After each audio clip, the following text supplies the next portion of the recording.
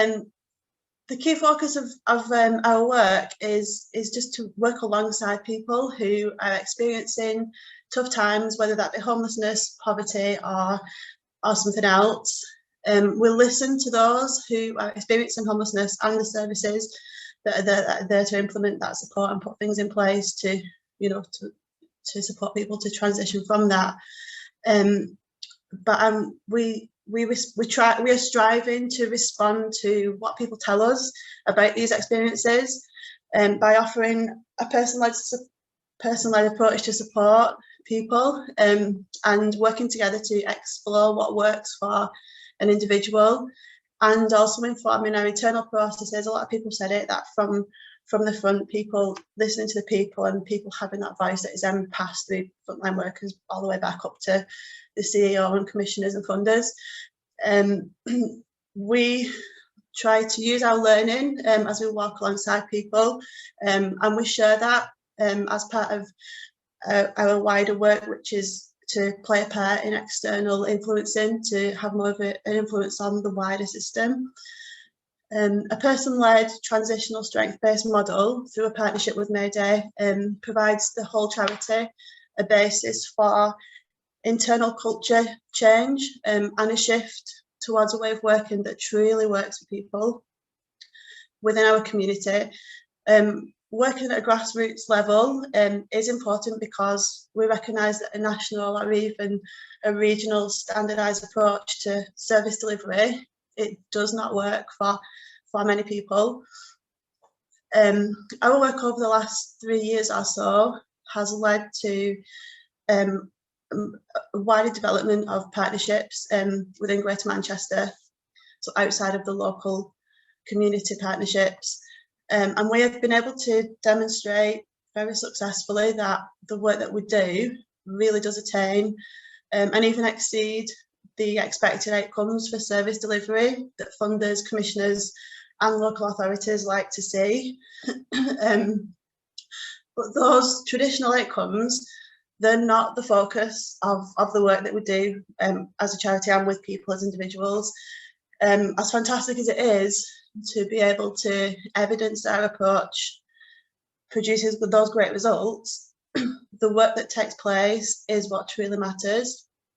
And like being a relatively small charity that can break the traditional boundaries and begin to lead with innovative person-led approach is something that is just really excited to be part of. So although we're assigned these unwritten titles as professional within our roles that we work in, does that mean that we have all the answers, that we can say to anyone, here's the solution for this or for that, or even we can make all that better? We can't, of course we can't.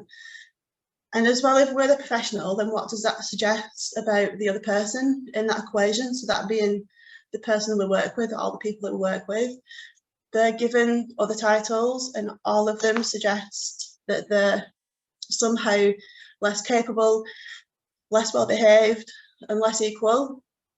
And this power imbalance creates barriers for people who are accessing services.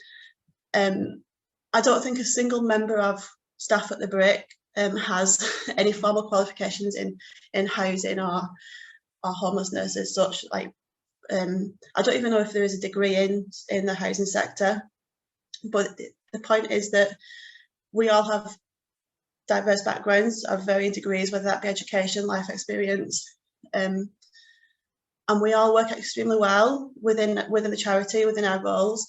But it's not down to knowing the housing system, knowing the lingo and the jargon and the language within that system and those processes. It's being open to the idea that the current system is possibly not what it could or should be. The point that I'm getting at is being a professional in an area of work where you become part of something that will, without doubt, have an impact on people's lives. There can only be one professional, and we're just upfront and honest that that's not us. So we strip away the labels.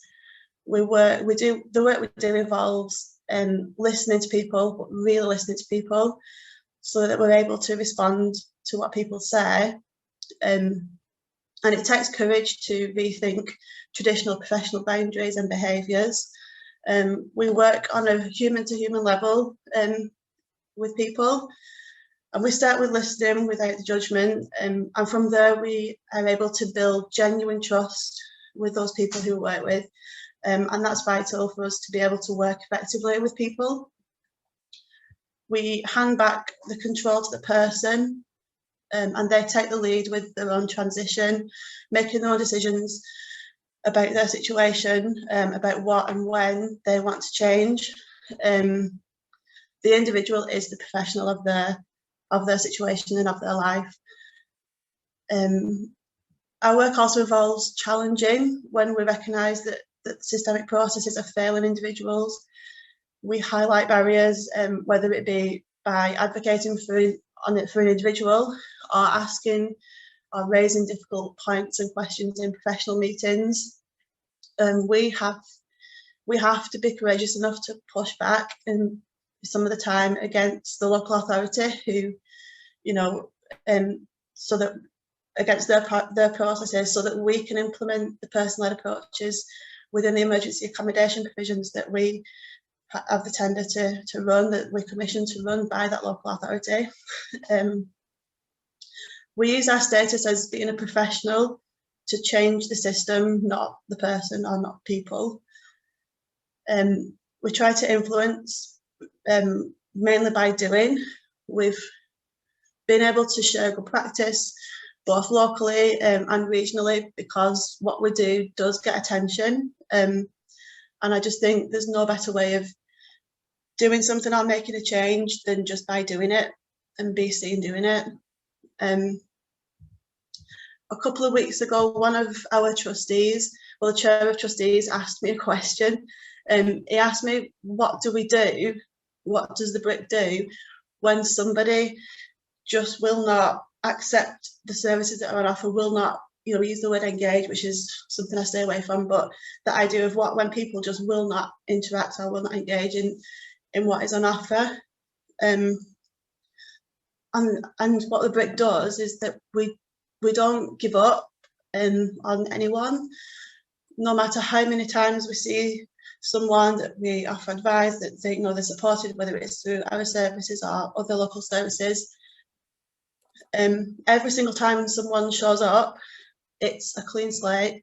We don't dwell on what has happened previously or what was, or importantly allow ourselves to fall into negative thinking about people, negative talk in staff rooms, because that would be unauthentic of us, and it's unfair, because people know, like we all know as people, what other people are thinking, especially if it's negative.